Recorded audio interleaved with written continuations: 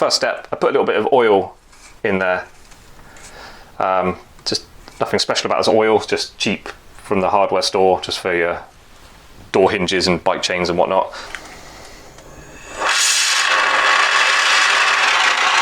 Silver melts quite easily, so I ain't got to go crazy with the flame.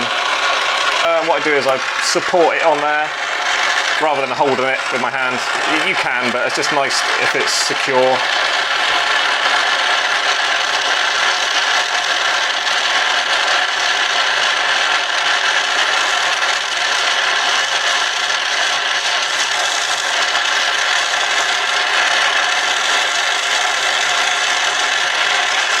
See that?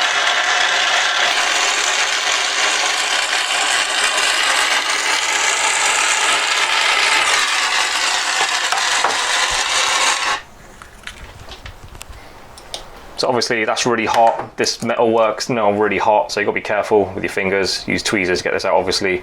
With the oil, shouldn't stick in there, so you should be able to get that out reasonably easily. And I just put that down somewhere to cool down a little bit further.